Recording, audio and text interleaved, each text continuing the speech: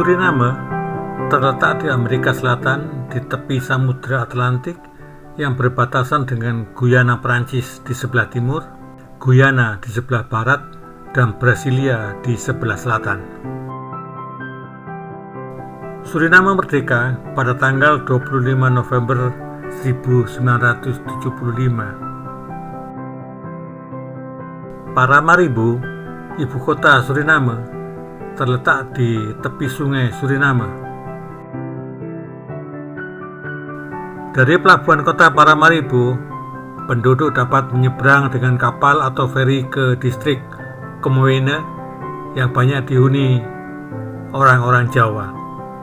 Kini dengan dibangunnya jembatan Jules Weidenbos yang melintasi sungai Suriname, lalu lintas ke distrik Kemuene dapat pula dilakukan dengan kendaraan bermotor. Bahasa resmi Suriname adalah bahasa Belanda. Digunakan pada kegiatan resmi atau berurusan dengan pendidikan dan pemerintahan. Bahasa keseharian Suriname yang umum dipakai adalah bahasa Sanantongo atau bahasa Taki-Taki. Di Paramaribo terdapat sekitar 250 bangunan yang dijadikan kawasan wisata Historic Inner City.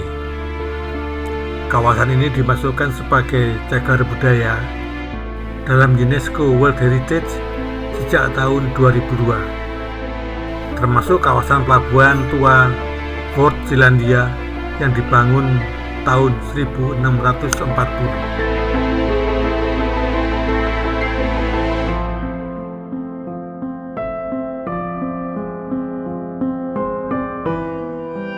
Di tengah kota dibangun monumen Simon Bolivar, Panglima Militer Perjuangan Kemerdekaan Amerika Selatan.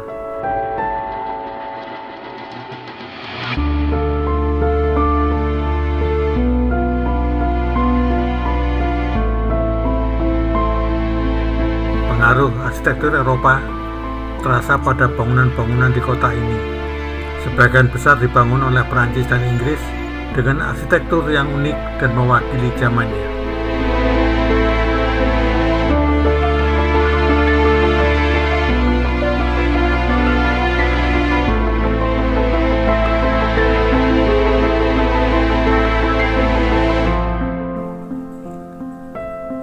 Di sekitar kawasan pelabuhan terdapat bangunan-bangunan pemerintahan penting seperti Istana Presiden dengan lapangan luas di depannya yang disebut dengan Lapangan Merdeka, serta kantor kementerian dan lembaga-lembaga penting lainnya.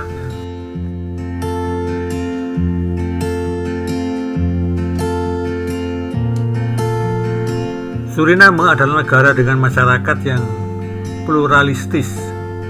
Penduduk Suriname dari berbagai latar belakang yang berbeda, tapi dapat hidup berdampingan dalam kesatuan politik yang sama dan masing-masing kelompok tetap mempertahankan jati dirinya. Ibu kota negara Republik Suriname adalah Paramaribo.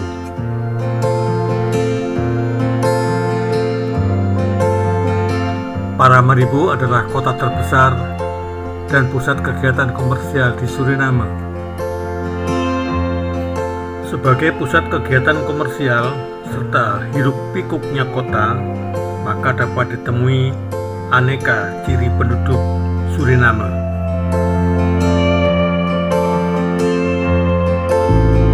Suriname dihuni oleh masyarakat multietnis yang terdiri atas suku Hindustan, India, Kreol, dan Bus Negro, Afrika, Jawa, Indonesia, dan etnis lainnya seperti Amerindian, Cina, Arab, Eropa, dan lainnya.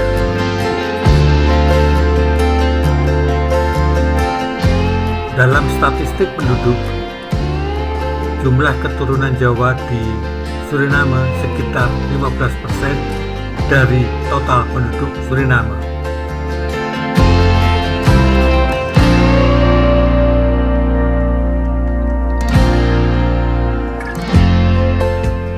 Sebagian membangun desa dengan nama Jawa, seperti Taman Rejo di distrik Kemowene dan Kampung Baru di distrik Saramaka.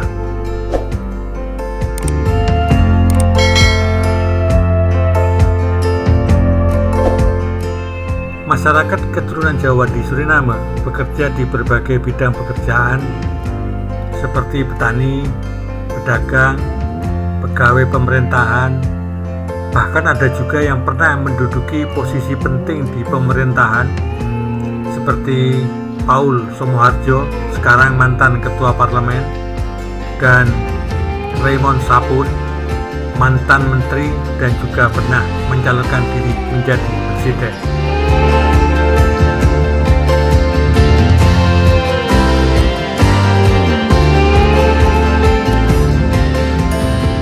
Pada tahun 1990, VHCI membangun monumen setinggi 9 meter di dekat Gedung Sana Budaya, berwujud gunungan dengan 2 tema relief di kedua sisinya.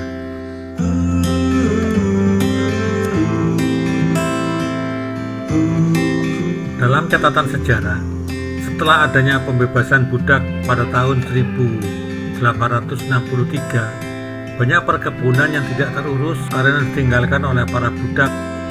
Belanda kemudian mendatangkan orang-orang Indonesia yang saat itu bernama Hindia Belanda sebagai buruh murah dari Jawa untuk dipekerjakan di perkebunan. Migran Jawa datang ke Suriname berbekal pemahaman agama Islam yang diyakininya selama di Jawa. Mereka menganggap kiblat Ka'bah ada di barat, sebagaimana mereka pahami selama di Jawa, dan melakukan sholat dengan kiblat arah barat. Ketika terjadi kontak dengan kelompok Muslim India pada tahun 1930-an, sebagian mulai menyadari bahwa dari Suriname letak Ka'bah lebih dekat ke timur, sehingga arah kiblat adalah ke timur. Pada tahun 1933 dibangun Masjid Nabawi. Masjid ini adalah masjid yang pertama dibangun oleh masyarakat Jawa di Paramaribo melalui Persatuan Islam Indonesia atau PII di Paramaribo.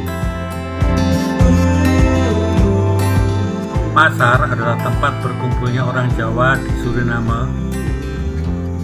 Di antaranya adalah Pasar Saona, tidak jauh dari Gedung Sana Budaya. Pasar ini dibuka dan ramai pengunjung pada hari Minggu. Hampir semua pedagangnya adalah warga keturunan Jawa yang sebagian menggunakan bahasa Jawa untuk melayani pelanggan, namun sebagian besar menggunakan bahasa Belanda dan bahasa Sranantomo.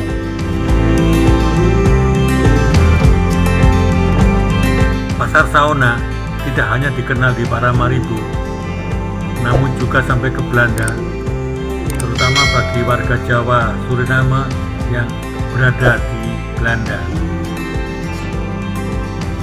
Konon diceritakan bahwa nama Saona berasal dari nama pedagang pertama yang ada di areal pasar itu, yaitu Mbok Saona. Makanan khas Jawa cukup dikenal terutama di distrik Kemowene yang merupakan kantong Jawa. Dengan resep dan bahan masakan yang tersedia, beberapa warga Jawa mengembangkan aneka makanan Jawa ala Suriname. Masakan dan jajanan Jawa bisa ditemui di warung-warung Jawa atau di tenda-tenda di pinggir jalan di Paramaribo. Penduduk Suriname non-Jawa juga menyenangi makanan dan jajanan Jawa seperti cenil, ketan kukus, lontong jangan atau lontong sayur, dan aneka masakan Jawa lainnya. Masakan dan makanan Jawa dijual di tempat makan yang disebut warung. Tidak hanya warung-warung kecil, restoran besar juga menyediakan masakan ala Jawa dalam menu hidangannya.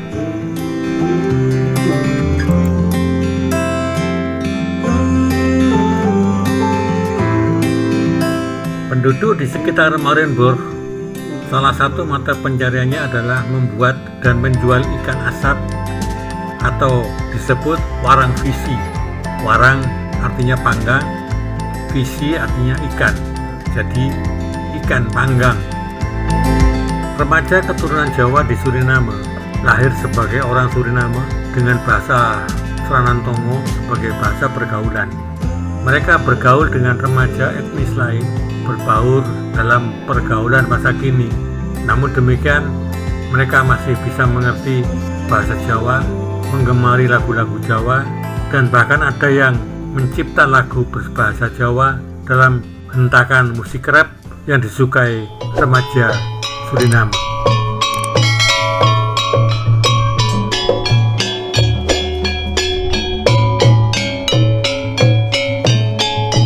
Pertunjukan kesenian asal Jawa seringkali ditampilkan pada acara-acara hajatan, perayaan, dan ada juga yang memang ditampilkan sebagai tontonan berbayar.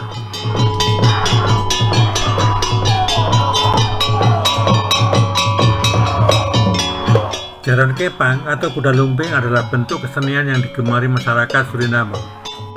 Banyak acara hajatan menggunakan hiburan jaran kepang, bahkan menggunakan pengumuman atau iklan di tempat strategis adanya pertunjukan jaran kepang.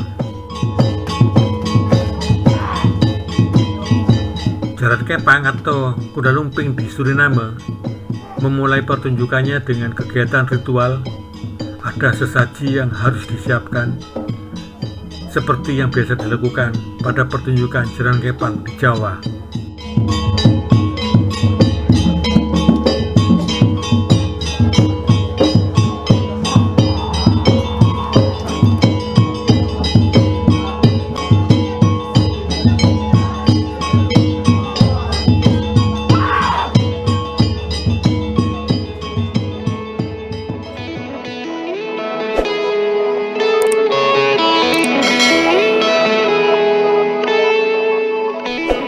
Agar generasi berikutnya tidak melupakan Jawa sebagai bagian sejarah leluhurnya, dilakukan dengan berbagai cara. Di antaranya adalah menyebarkan bunyi-bunyi Jawa melalui radio berbahasa Jawa yang berkumandang 24 jam penuh dan seluruhnya menggunakan bahasa Jawa, serta siaran televisi yang dimiliki oleh keturunan Jawa yang menyiarkan program-program berbahasa Jawa.